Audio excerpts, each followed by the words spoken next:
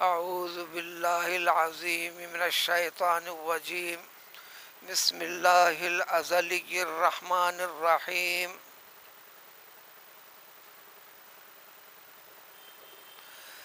قل من کان فی الضلالۃ فلیمدد لہ الرحمن مدا حتی اذا رأوا ما یوعدون اما العذاب واما الساعة فسيعلمون من هو شر مكانا واضعف جندا۔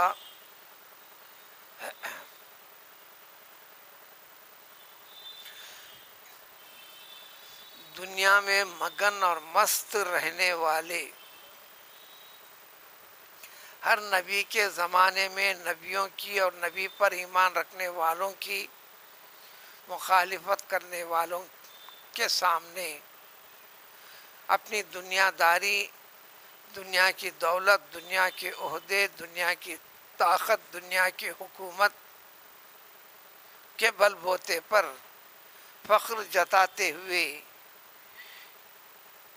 پختگی کے ساتھ ایمان پر رہنے والوں کو آج بھی ساری دنیا، اس وقت ساری دنیا کم و بیش بلا کسی اختلاف کی، جبکہ ان کے آپس میں بیسیوں اختلافات، لیکن نفس اسلام کے بارے میں ان کی سوچ ایک ہی ہے، وہ یہ ہے تم مسلمان کہلاؤ، خود کو مسلمان سمجھ لو، لیکن اسلام کے فلاں فلاں چیزوں کے اوپر پوری طرح اسلامیت والا پہلو یہ مت جتاؤ۔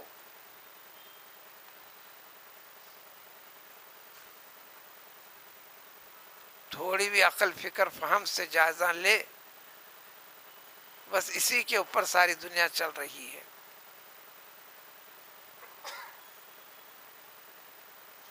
اور جب اسلامیت کے اوپر تم چل پڑو تو اس کا نام ہے بنیاد پرست، انہوں نے رکھا۔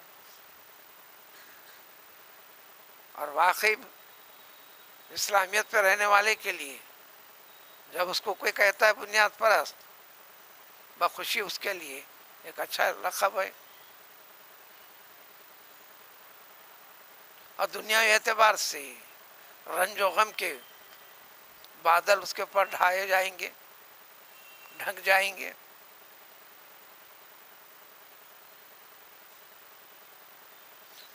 اس جیسے منظر کے پیچھے تو جنت ہے، جنت کی حقیقت ہے، اس سے ہٹ جائے تو یہ پہلو ہے۔ سابقہ اس سے جڑی ہوئی آیت میں ذکر تھا، یہ جو فخر جتا رہے ہیں ان میں بنیادی ایک دلیل ان کی یہ تھی کہ دیکھو دنیا کی طاقت ہمارے پاس کیسے ہے، ہمارا رہن سہن دیکھو، دنیا کی زندگی سے ہمارا انجوائمنٹ کیسا ہے دیکھو، ہماری شراب اور کباب والی زندگی کیسی ہے دیکھو، ہماری شان و شوکت و عظمت۔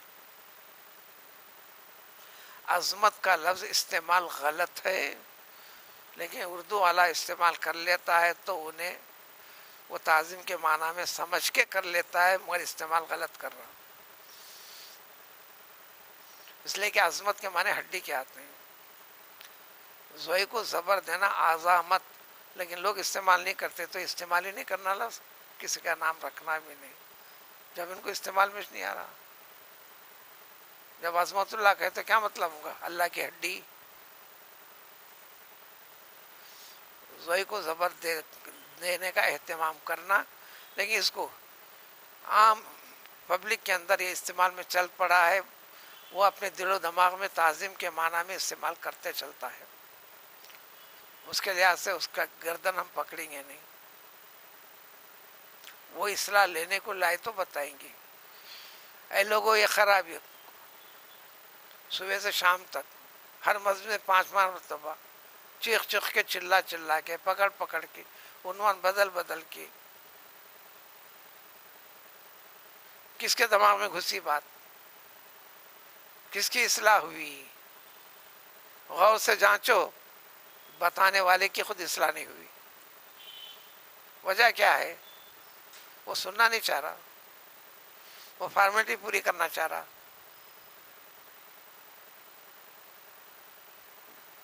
اس کو قرآن نے جگہ جگہ کہا. سارے مشرکین مکہ قرآن سنتے تھے.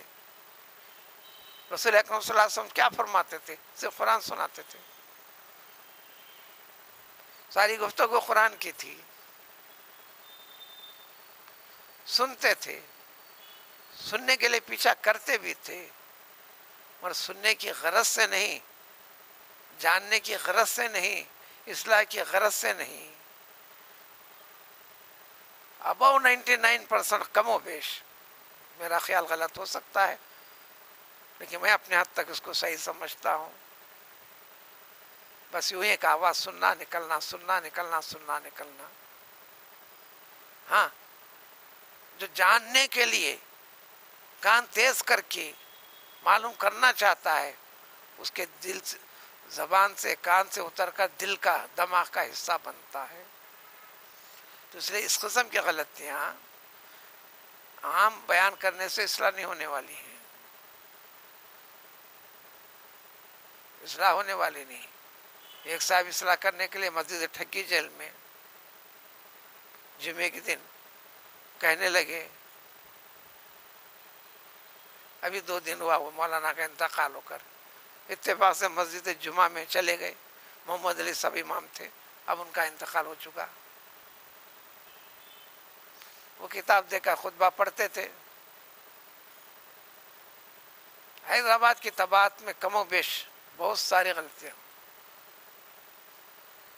چھپ جاتی. کتاب غلط ہے، BCO غلط ہیں.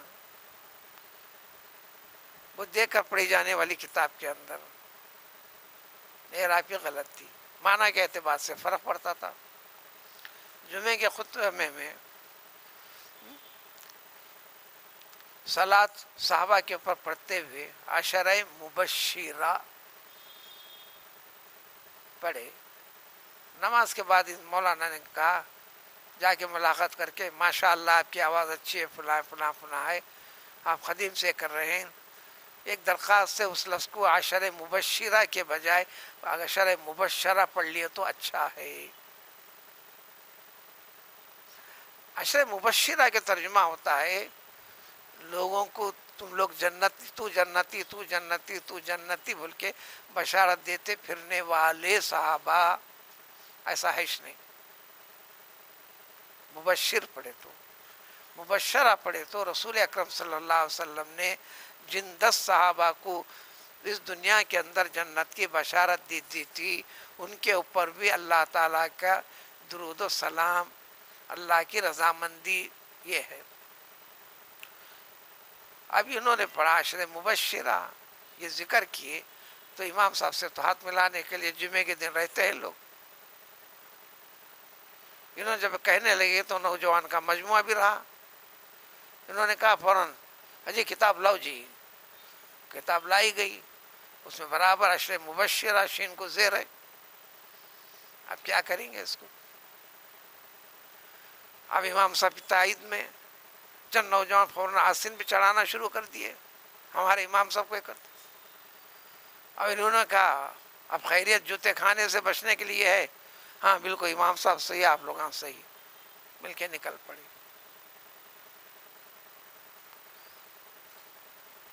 واقعات ان گنت ہیں. سنانا، کہہ دینا، اس پہ دل کے اندر گرفت میں لینے والی طاقت کم رہتی. اسی لیے پیغمبر صلی اللہ علیہ وسلم فرماتے فرماتے رکتے، سوال کرتے. ایسا سوال دنیا والوں کے ہوش و حواس میں تک نہیں. اے لوگ کیا ہے بتاؤ. صرف توجہ مرکوز کرنے کے لیے، دماغ پہ زور ڈالنے کے لیے، اور یہ اہمیت بار بار دینے کے لیے. دیکھو رسول بار بار نہیں فرماتا. رسول جو فرماتا ہے اللہ کا فرمان ہوتا ہے. فرمان کی بار بار تکرار نہیں ہوتی. اس تکرار کو دل و دماغ کا حصہ بناؤ. 3 مرتبہ ذکر کرتے تھے. حجۃ الوداع میں تو اور کمال ہی کر ڈالا. ہر چیز کے بیان کرنے کے بعد کیا تم سمجھے؟ بیان دو، گواہی دو.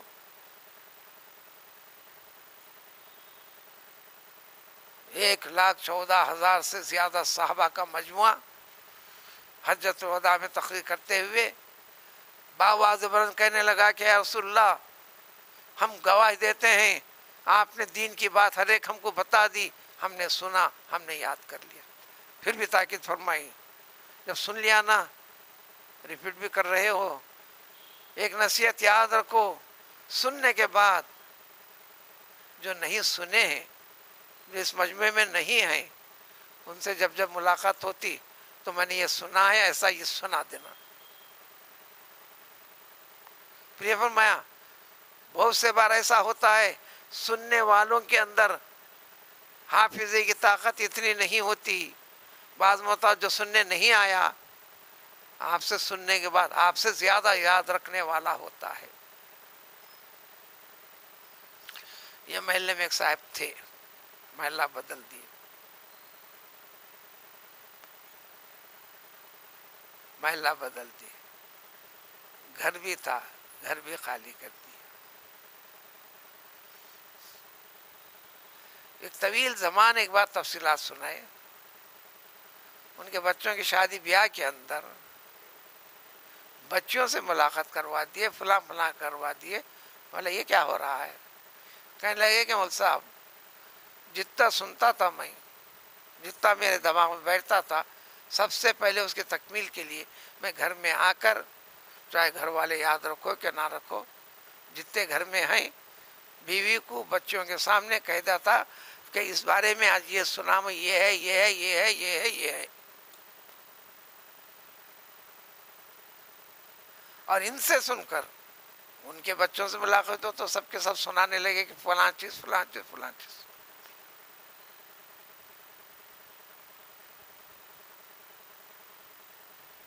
وغیرہ. چلیے، تو ان کا دعویٰ یہ تھا،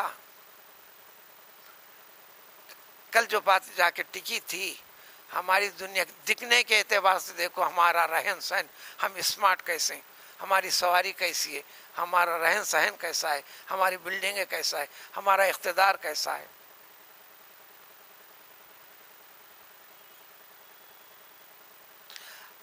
ہماری جاگیر و دولت کیسی ہے، دیکھو اس کا اگلا حصہ آج کے آیتوں میں. اے محمد صلی اللہ علیہ وسلم فرما دینا، من کانا فی الضلالہ، جو حقیقت سے ہٹ کر یہی گمراہی کے اندر ہے نا، جن کے تیور یہ ہیں، دنیا داری کے پر فخر و غرور ہے، کسی کے بل بوتے کے پر مست ہیں، مگن ہیں، بلکہ کہتے بھی پھرتے ہیں انجوائے کرو، انجوائے کرو، 4 روز کی زندگی ہے، موج و مستی کر لو، کل کس نے دیکھا. یہ دنیا داروں کا خیال، تڑپ، بلکہ تہذیب بھی اپنے قوم کو دینے لگے،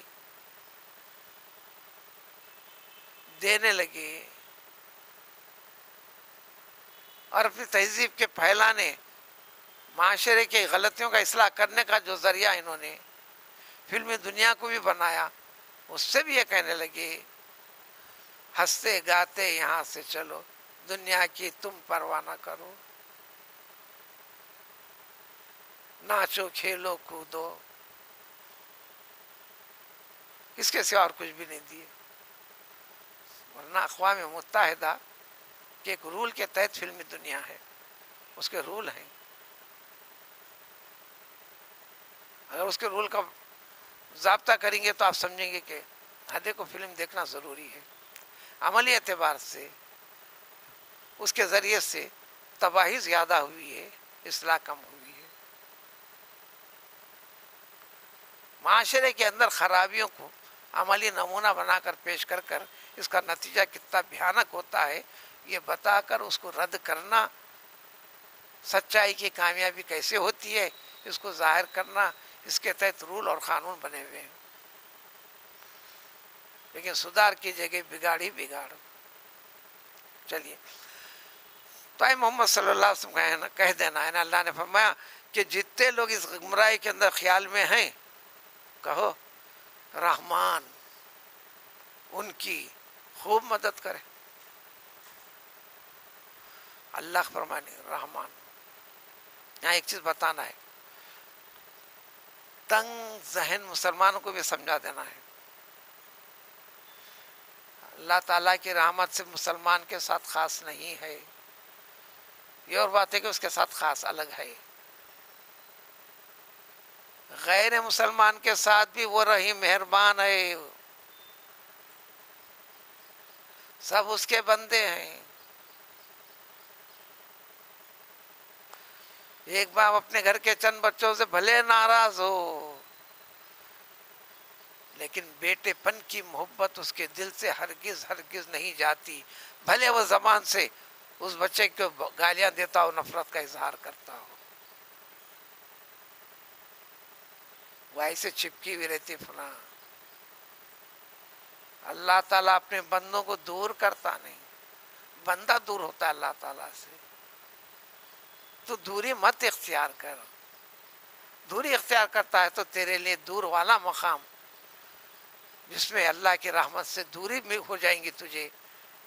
جب اللہ کی رحمت سے دوری ہوں گی تو بے حد و حساب عذابات کا سامنا کرنا پڑے گا، دوزخ رہے گی. وہ ان سے کہہ دو کہ رحمان ان کی خوب مدد کرے، دراز کرے ان کی عمر، ان کے مال و متاع کے اندر اضافہ کرے. بالفاظ دیگر خوب ظلم و زیادتی کرتے ہیں، کر لو. پھر اس کا نقصان ہو رہا نا، اس کو متاع کر لیں گے، پھر اس کی جان جا رہے نا، پھر انہیں کب زندہ رہنے والا ہے. پھر اس کی صحت اچھی ہے نا، اور اچھی کرتے ہیں ہم. دو طریقے ہیں، اس پہلو کو قرآن جگہ جگہ ذکر کرتا ہے. ایک تو حالات تنگ کر کر اللہ کی طرف توجہ کرنے کا موقع دیتے ہیں، جو نہیں ہونا چاہتے ان کی دنیا کے لیے دروازے بہت کھول دیتے ہیں، کیوں؟ آخرت سے محروم ہونا ہے.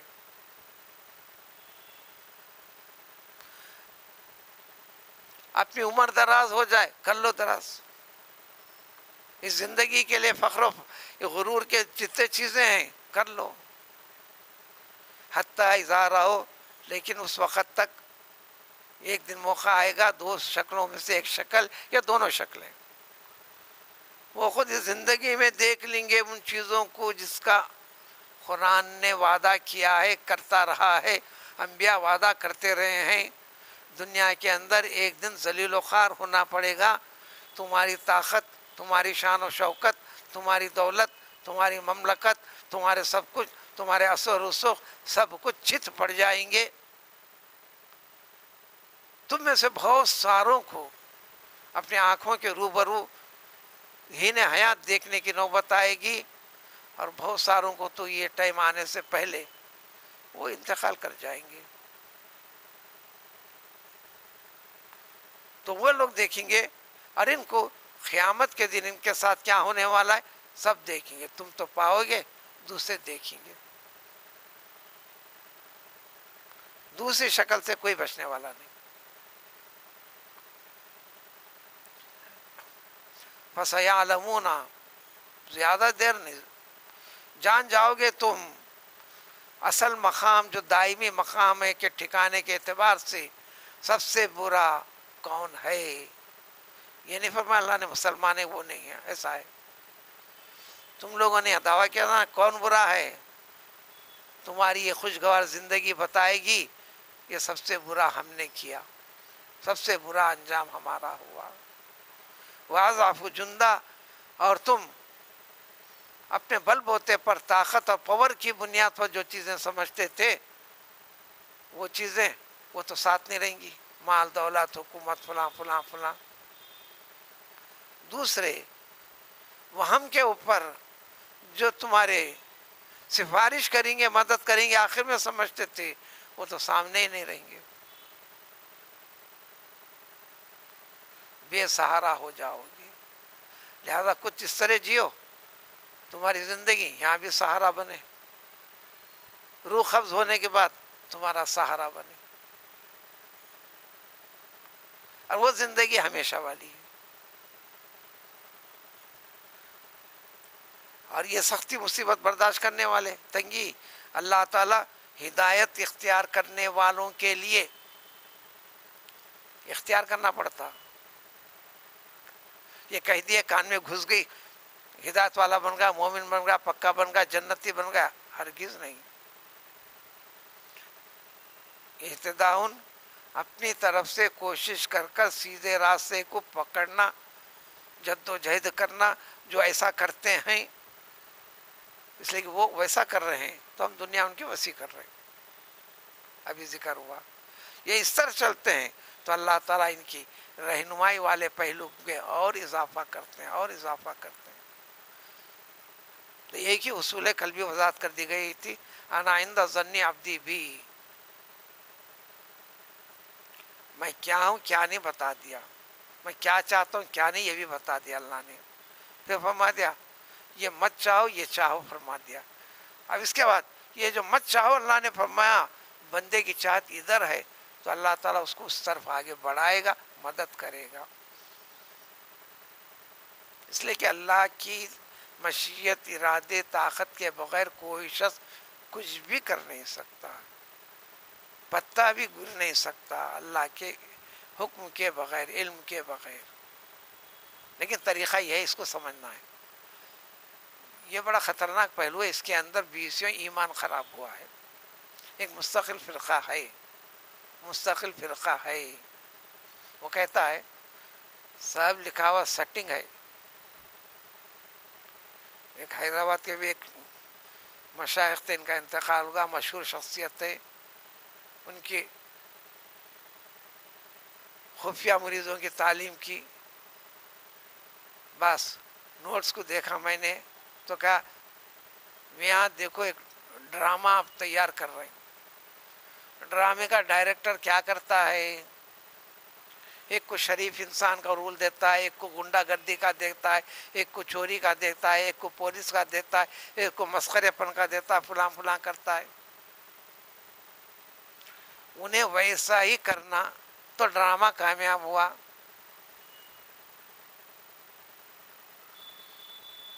غنڈہ گردی کا جس کو رول دیا انہیں شرافت کا ایک کام بھی کر کے نہیں بتائیں گا، عمدہ طریقے سے غنڈہ گردی کریں گا تو اس کی تعریف ہوں گی، ڈرامہ اچھا کہلائے گا. ارے قریب قریب ایسی چیز سب انسان وہی کر رہے ہیں جو اس نے کرا رہا ہے. یہ خیال غلط، یہ خیال غلط ہے. حضور صلی اللہ علیہ وسلم نے فرمایا ما انا علیہ واصحابی. دیکھو مسلمان 73 فرقوں میں بٹیں گے، 72 دوزخ میں جائیں گے، ایک جنت میں جائیں گا. ہر ایک کی طلب بڑی، وہ کون سا؟ حضور نے فرمایا وہ طریقہ جس پر میں میرے صحابہ، جس پر میں میرے صحابہ، سارے صحابہ کو ملا کے فرمایا. یعنی تمام صحابہ کی تربیت میں نے کر دی ہے.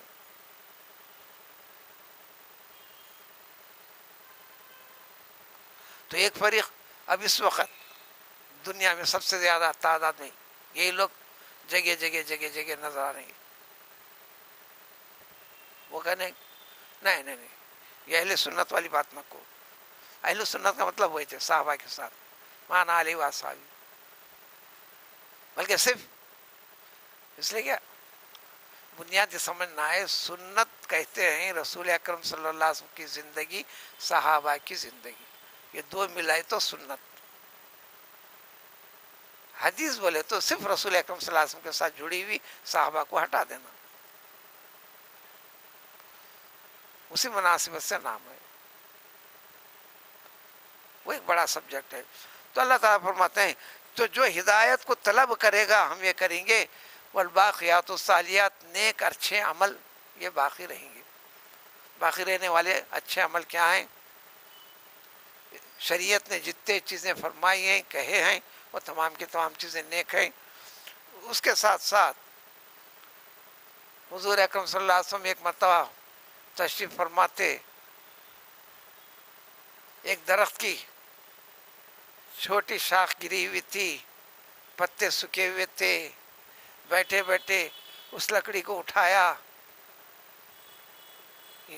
چونکہ پتے سوکھ گئے اس کے، کیوں ہاتھ سے کرتے ہی سارے کے سارے پتے جھڑ گئے. اس کو بتا کر فرمایا صحابہ سے دیکھو اللہ تعالیٰ کے ذکر میں سبھی نیک اچھے عمل ہیں، اس کے اندر کلمہ طیبہ لا الہ الا اللہ اور سبحان اللہ اور الحمدللہ اور اللہ اکبر، یہ کلمات ایسے ہیں، اس کے ذکر سے گناہ ایسے جھڑتے ہیں جیسے میں نے ابھی بتا دیا، سارے پتے دن جیسا گر جاتے ہیں۔ پھر اس کے بعد فرمایا اور یہی چیزیں انسان کی زندگی کو ساتھ رہنے والی جانے والی باقیات الصالحات یہ ہیں۔ دیکھو اس لیے نماز میں بھی، پوری نماز میں اصل چیز یہ خالی سمجھنے کا فرق ہے، ہم نماز پڑھتے ہیں جلدی جلدی جاتے ہیں، پوری نماز میں اہم رکن سجدہ ہے، پھر اس کے بعد سب سے اہم چیز تسبیح ہے۔ سجدہ بڑے اہتمام سے کرنا، پیشانی ناک لگی ہوئی رہنا، پبلک کو سمجھانے کے لیے کتابوں سے آپ کو بتائے، سجدے میں یہ بات میں بار بار کہتے آتا رہتا ہوں، رکوع میں 3 مرتبہ تسبیح پڑھنا۔ حقیقت یہ ہے جہاں جہاں اسلامی اصول ضابطے کی وضاحت کرنے والی کتب میں عربی میں ثلاث مرات ذالک ادنا ہو، 3 مرتبہ پڑھیں گے، یہ 3 مرتبہ پڑھنا سب سے کم تر ہے، یعنی کم سے کم 3 مرتبہ، اس سے کم کا سوچنا نہیں، تصور کرنا نہیں، اسے زیادہ کرنا۔ جماعت کے ساتھ نماز پڑھانے والے کو پیچھے رہنے والے ایک عمر کے نہیں، ایک طبیعت کے نہیں، ایک حالت کے نہیں، ایک قسم کی مشغولیت کے نہیں ہیں، اس لیے اس کو 3 مرتبہ پڑھنے کا حکم نماز پڑھانے والے کو، تاکہ اس کے نماز امامت اقتداء کرنے والوں کے لیے بیزارگی کا، بے چینی کا ذریعہ سبب نہ بنے۔ عدد میں کرنا ہے، بلکہ امام کے لیے یہ بھی حکم ہے تو 4 مرتبہ پڑھ، چونکہ تو مقتدیوں سے پہلے جاتا ہے، ان کو 3 مرتبہ پڑھنے کا موقع نہیں ملے گا۔ تنہا پڑھنے پر